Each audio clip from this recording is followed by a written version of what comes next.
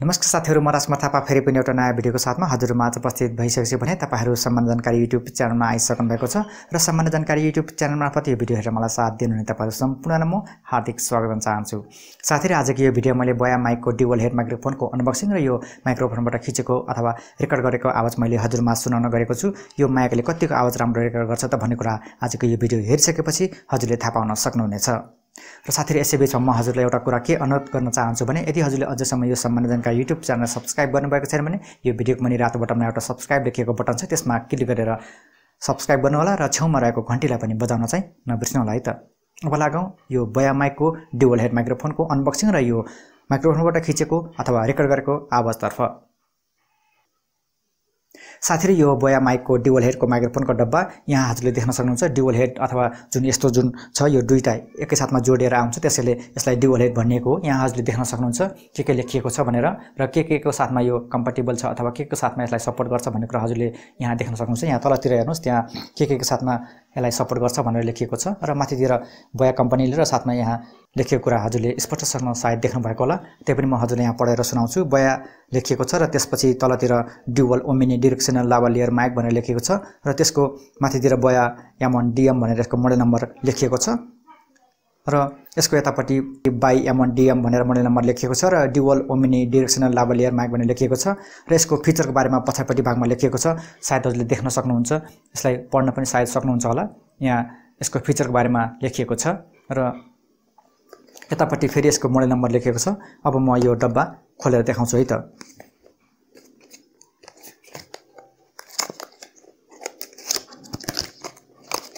हजुर, म यो डब्बालाई खोल्दै छु।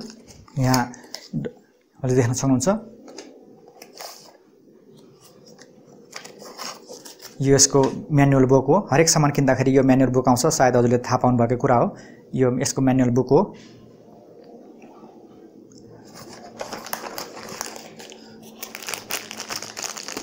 र यसको साथमा यो अडाउने कुरा अथवा यो जुन पिन हो यहाँ दुईटा दिएको छ र यो स्पन्ज पनि यहाँ दुईटा दिएको छ र यसको साथमा यो सिलिकन हो। म यसको साइड लगाउँछु। यो डब्बाभित्र केही छैन हजुर। अब यो डब्बा पनि म साइडले लगाएँ। सुरुमा त म हजुरलाई यो ब्याग खोलेर देखाउँछु है, त्यो प्लास्टिकको ब्याग जुन अघि मैले भने हजुरलाई सामान के छ भनेर।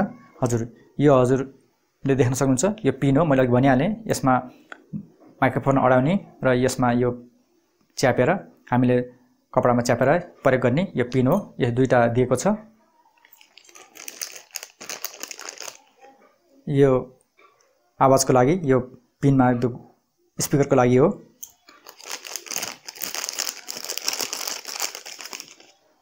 र यो दुईटा फर्म भइहाल्यो। मैले अघि भनिहालेँ यो फर्म चाहिँ माइक्रोफोनमा प्रयोग गर्ने फर्म हो यो दुईटा। हजुर, म यता साइड लगाएँ। यो खाली छ।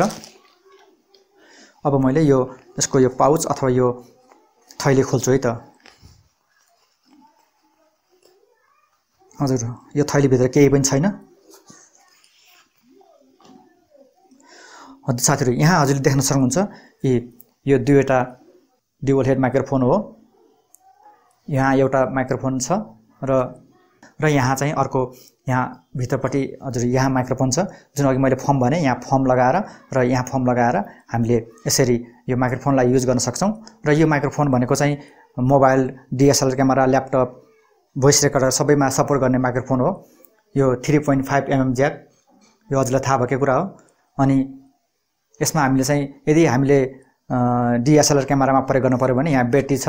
यहाँ ब्याट्री राखेर हामीले यो DSLR क्यामेरामा प्रयोग गर्न सक्छौँ। नत्र भने यो DSLR क्यामेरामा सपोर्ट गर्दैन। यसमा अनिवार्य रूपमा DSLR क्यामेरामा प्रयोग गर्दाखेरि ब्याट्री राख्नुपर्ने हुन्छ। अन्यथा अरू मोबाइलहरूमा चाहिँ ब्याट्री राख्नेको आवश्यक छैन। सिधै जसरी हजुरले इयरफोन, हेडफोन प्रयोग गर्नुहुन्छ त्यसरी नै प्रयोग गर्न सक्नुहुन्छ। र यो एकदम यो लामो छ। जसरी यदि हजुरलाई यो बोया M1 माइक थाहा छ भने त्यसैलाई दुईटा मान्नुस्। त्यसैले यो दुईटा ड्युअल हेड, त्यसैले ड्युअल हेड भनिएको हो। यहाँ यो खास गरी काममा आउनु भनेको यो दुईजनाको अन्तर्वार्ता लिँदाखेरि यो काममा आउने हुनाले यो ड्युअल हेड आवश्यक पर्छ। नै भने यसरी मैले चाहिँ एक्लै रेकर्ड गर्न लागि हामीलाई यो ड्युअल हेडको आवश्यक पर्दैन। एउटै टाउको अथवा एउटै हेड भए पनि हुन्छ। यदि हजुरलाई कसैसँग अन्तर्वार्ता गर्नुपर्ने हजुरको कुनै पनि यस्तै प्रोग्राम छ, यस्तै खालको हजुरलाई आवश्यक छ भने हजुरले यो ड्युअल हेड माइक्रोफोन खरिद्न सक्नुहुन्छ। यसको प्राइस 3500 जति हाल्यो होला।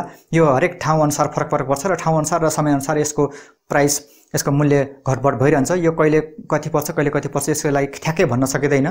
हजुरले आफ्नो ठाउँ अनुसार, आफ्नो समय अनुसार हजुरले किन्ने समयमा कति पर्छ त्यो यसमा निर्भर रहन्छ।